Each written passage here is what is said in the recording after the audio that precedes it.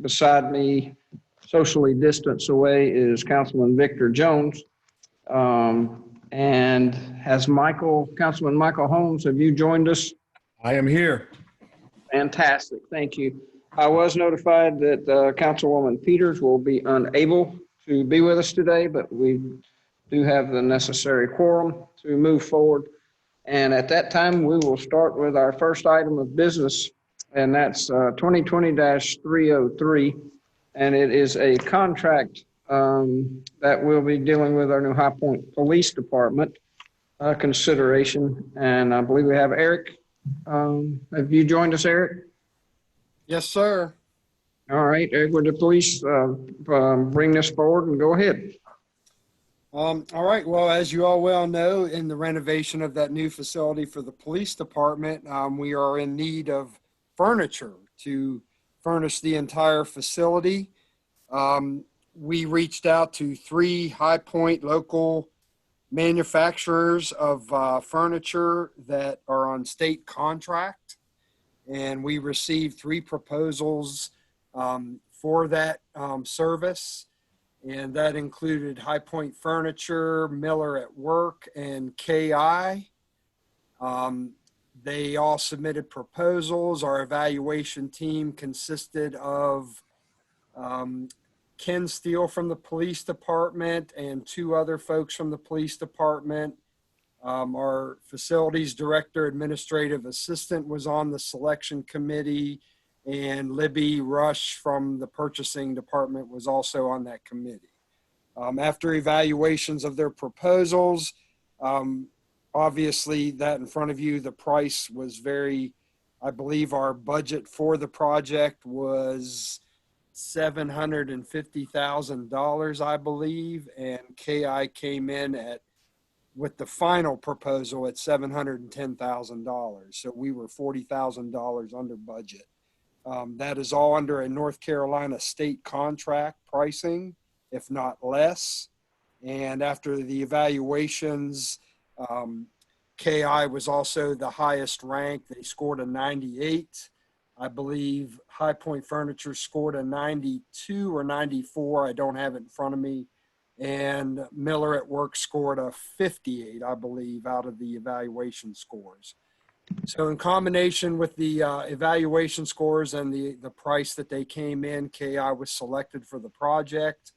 The police department met with them twice to finalize colors, styles, and everything that they wanted in the police department. And the final price and proposals, what you have in front of you at $710,000 and whatever the rest of that is, that amount. So we highly recommend at this point that the council approve KI for the High Point Police Department furniture needs. Thank you, Eric. Is there any comments, questions, or discussion on this item? Well, I'll make a motion for approval of the contract with KI Furniture. Second. There's a motion and second by Councilman Holmes. We'll do the vote. Councilman Jones. Aye. Councilman Holmes. Aye. Councilman Moore is an aye. Eric, I would like to thank you for your comments on trying to support the local. I think it's natural for us to look for furniture here. But with this piece of the puzzle, can you give a quick, are we moving along on this? When do you expect this to be in and hope to be putting it in the actual building? From what Mr. McKinney tells me, I think completion date is supposed to be around December for the facility. KI, as soon as we get them the purchase order in the next couple of days after approval for council, I think they believe they can have everything ordered and completed in 4 to 6 weeks. So the furniture will be ready when the building is open. Fantastic. Yep, very pleased with them. They're very impressive. Thank you very much. You're quite welcome. Thank you, Eric. You're welcome. Okay, the next item is 2020-304. It's a change order with the work Sharp Brothers is doing over at the Cedro subdivision. Is Terry with us? Yes, I'm here. Can everybody hear me? Yes, we can. Thank you. Go right ahead. Okay, good afternoon, everybody. The purpose of this agenda item is to ask City Council to approve a change order for the amount of $18,000, $18,556.78 to cover the cost for clearing 15 trees and for an additional 6-inch water valve that's necessary for the installation of the new line that we put in this subdivision. And just a little bit of background behind this request in this contract. City Council awarded this contract to Sharp Brothers to construct Cedro subdivision, which included 19 lots and all the infrastructure to support these lots. And a change order to this contract was approved on July 21st, 2020 in the amount of $89,800.55. And this was for additional unclassified excavation and surveying to increase the size of the backyards on several of the lots. And it became apparent after the survey was conducted that additional trees up around the property line needed to be cleared to complete this grading process. And the reason that we're even bringing this $18,000 request to council is because both change orders exceed the authorized $90,000 limit. So that's why the engineering service is bringing this to council now and asking them to approve $18,556.78 change order to Sharp Brothers. Okay, thank you, Terry. Any comments or questions? Motion to approve. I'll second that motion. There's a motion by Councilman Jones and second by Councilman Moore for approval of this item. Any further comments or discussion? Seeing none, Councilman Jones, how do you vote? Aye. Councilman Holmes? Aye. And Councilman Moore is an aye. That motion passes. Thank you. Thank you. Next item is 2020-305, and this is a contract with our Asplund Tree Expert Company. And Tyler, are you with us? Yeah, can you hear me? I think we got you. Go ahead. So each year High Point participates in, it's an Electricity's joint bid agreement. We use that joint bid agreement because Electricity's as a whole, their purchasing procurement division will put out this bid so that each city can use it. It's a larger bid when we do it as our whole member team in the partnership. That way we get better unit prices. So we would like to utilize that Electricity's bid for Asplund for this year to continue to do our tree trimming operation around electric lines for the upcoming fiscal year. I think that one's pretty straightforward. Any comments or questions? Then I'll make a motion that this contract with Asplund Tree Expert Company be approved. Second. There's a motion and a second by Councilman Jones. Councilman Holmes, how do you vote? Aye. Councilman Jones? Aye. And Councilman Moore is an aye. That motion passes. Thank you, Tyler. Thank you, guys. Next item is 2020-306. We're looking at James River equipment contract for a John Deere wheel loader. And I believe Gary Smith is presenting. Yes, good afternoon. Can you hear me okay? We can. Go ahead, Gary. The Ingleside Compost Facility, they have a John Deere, currently have a 2010 John Deere wheel loader. It's in need of replacement based on its hours and the age and overall condition. Again, it's 2010 with 14,000 hours. This machine is used pretty much so daily, and we've seen the maintenance costs start to increase with that, and feel like it's a good point in time to go ahead and make the replacement. The price of $196,503 is for the wheel loader itself. We also purchased an extended warranty, the operator training and delivery. And this request is recommending the purchase and also recommending to declare the old loader as surplus and selling it through the online auction. Is it standard, Gary, to purchase the extended warranty on these type of things? And how much is the warranty and how long? Yes, the warranty gives you an additional 3 years, 5,000 hours. And with this particular one, we did want to buy the extended warranty, just given the conditions that it's in. It's real dusty conditions, and for the amount of money, it's $3,600. Feel like that is a good investment for the additional time. Okay. Anyone else have a comment or question? Then I'll make a motion that this contract be approved for James River Equipment and the wheel loader. Second. There's a motion, then a second on this item for approval. Councilman Holmes, how do you vote? Aye. Councilman Jones? Aye. Councilman Moore is an aye. That motion passes. Next item is 2020-307. And Gary's going to talk to us about a excavator with James River Equipment. Yes, this item is for the landfill. They have a 2006 model Caterpillar excavator, has a little over 12,000 hours in it. And the landfill maintenance guys have spent a lot in the past year with some maintenance items. We're trying to, I guess, baby it along so it will last another couple of months till we can actually get it replaced. The landfill has researched out and felt like the John Deere excavator that's available now will meet their needs. This price is $255,124 for the excavator. We did purchase the extended warranty for this as well.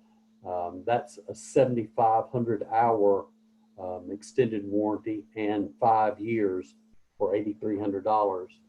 And that delivery is expected hopefully within the next 120, 150 days.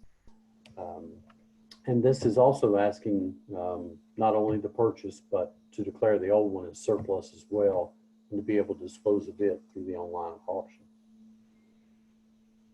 Gary, on the, as you know, but we spend a lot of money on big equipment like this, but these warranties, how much work do we use under warranty? Are you using them on fairly?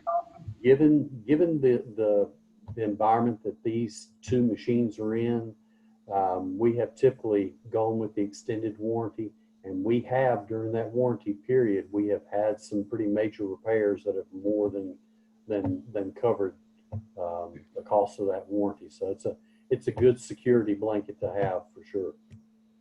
Okay, it's good to know we're using it from time to time. Yes.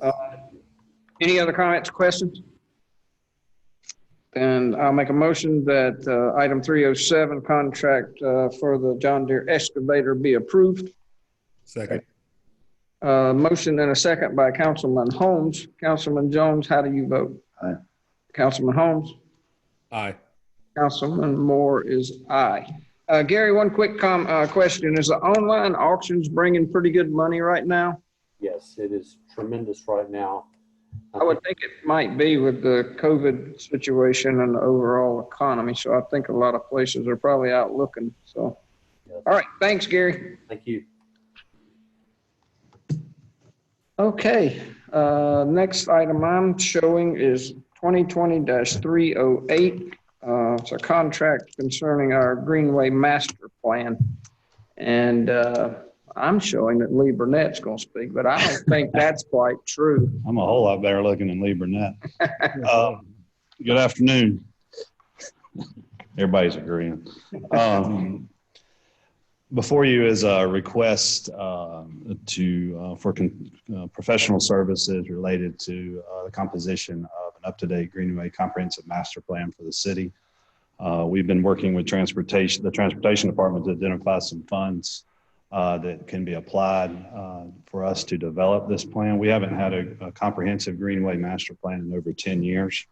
So this would basically establish a new plan, basically with some new direction, incorporate what we already have in place with the Southwest Plan, and develop a new plan along with prioritization for a comprehensive Greenway Master Plan. The funds that are available were made available through the High Point Metro Line Planning Organization, the MPO. So we're able to identify those funds that would cover 80% of the cost of this contract. We did send this out for RFQs. We received 11 firms that sent in submittals. We had a team of employees who then reviewed those RFQs, rated those, and Alta Planning and Design was the firm that rated the highest. So they are the firm that we are going to recommend to you guys to move forward with the comprehensive plan. Be glad to answer any questions you may have as well. What's the total price on that, and what's the time frame on it? So the total cost is $100,000 that was for their contract to cover this plan. MPO will cover 80% of that. So budget impact is only $20,000 that will come out of the Parks and Recreation budget. And the plan was to start in September. It would take somewhere between 6 and 7 months to complete the project. Just a side note and a coincidence, we've toured the Cobain Arena and all that's going on over there. And some other discussions were taking place that involved a greenway, so make sure to tie in with them, which I'm sure you will. Yes. Any other comments or questions for Lee Tillery on this? Then I'll make a motion this item be approved without the planning and design for a Greenway Master Plan. Second. There's a motion second by Councilman Jones. Councilman Holmes, how do you vote? Aye. Councilman Jones Aye. and Councilman Moore. That motion passes. The next item is 2020-309.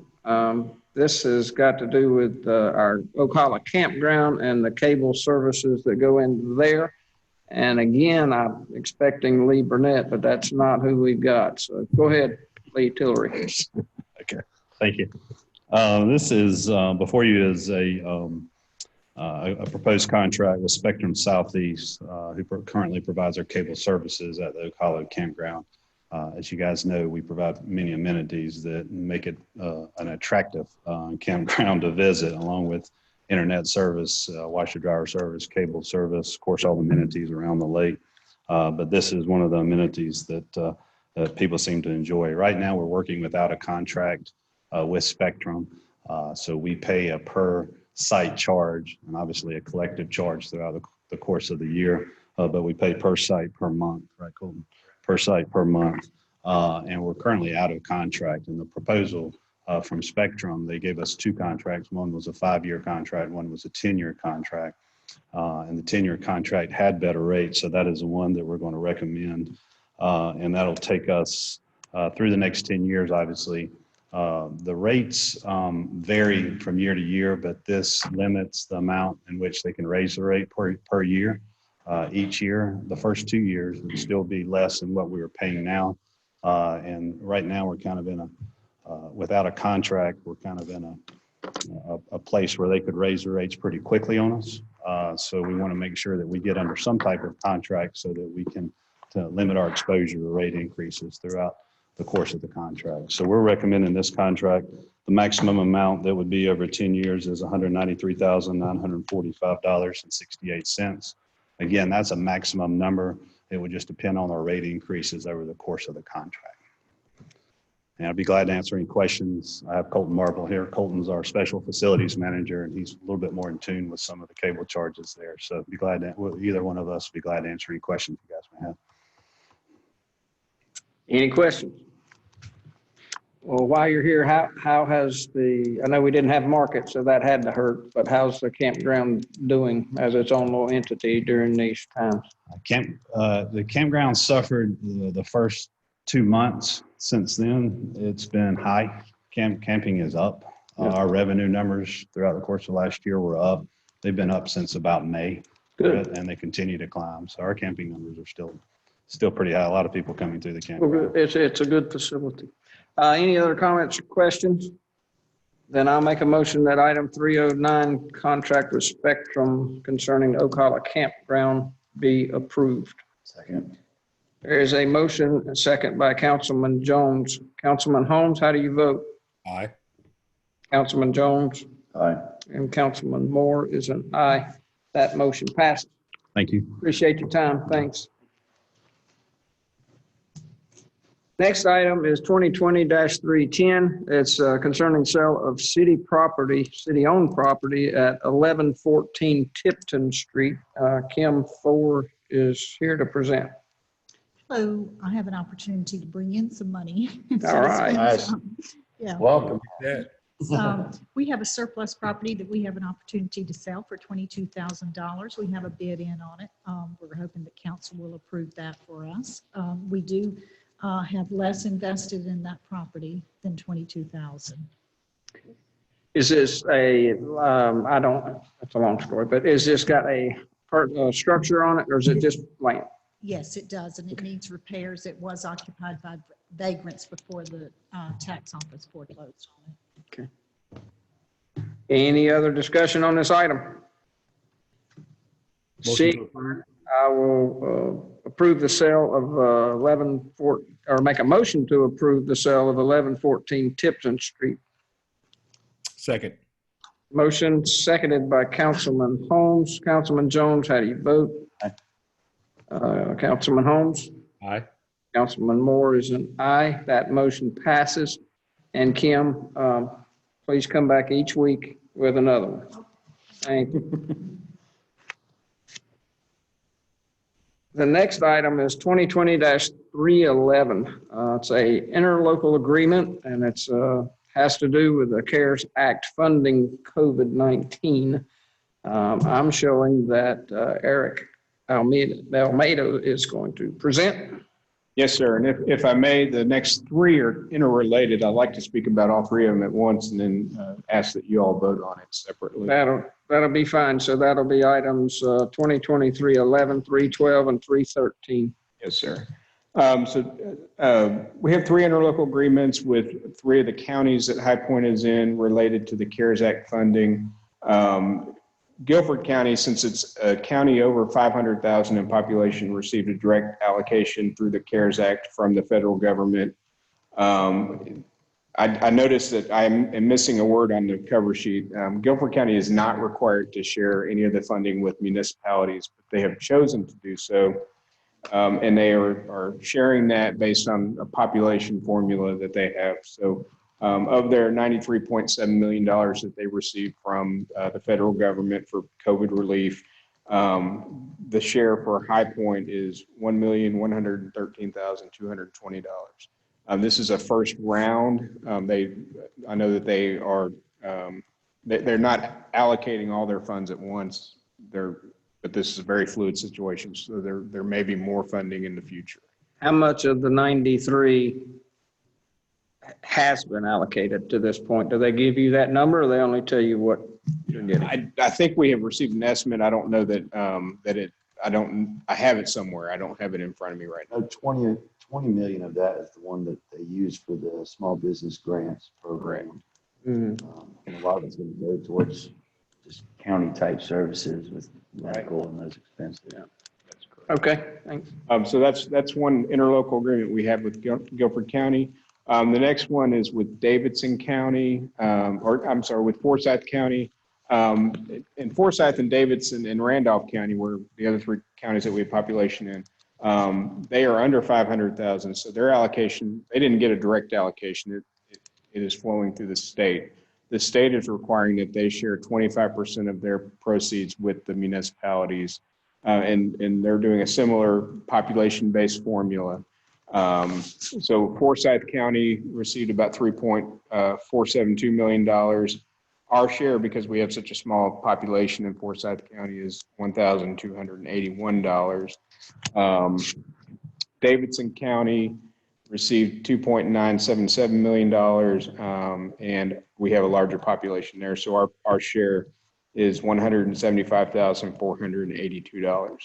The fourth county we're in, Randolph County, we have very little population there. They didn't feel it was necessary to do an interlocal agreement to share $196. That's kind of where we stand with all three of these items, and we ask that you consider approval. Does this go to the general fund to be able to reimburse us for some more COVID-related expenses? So this will reimburse us for COVID-related expenses. One of the interesting things that we've seen in the legislation is that we can reimburse direct expenses for things like PPE, protective gear, any of the shielding or things that we've purchased, technology upgrades, but also we can directly reimburse public safety expenses. So what we're kind of leaning toward is that we reimburse public safety expenses with this one, and then if there's a future one that would reimburse protective gear, we would do that because we know we have the flexibility up here at the beginning with this round. But we will allocate it depending on where the funds that we're reimbursing were spent. Good question. Anything else? Okay. It's Joanne. I just have a comment. I'm not sure if it'll matter procedurally, but if you could, in your motion for the approval, include that you're going to approve a resolution. That we're going to, I'm sorry, When you need to, right, it'll be approval by a resolution, and that way it will be in the minutes as required.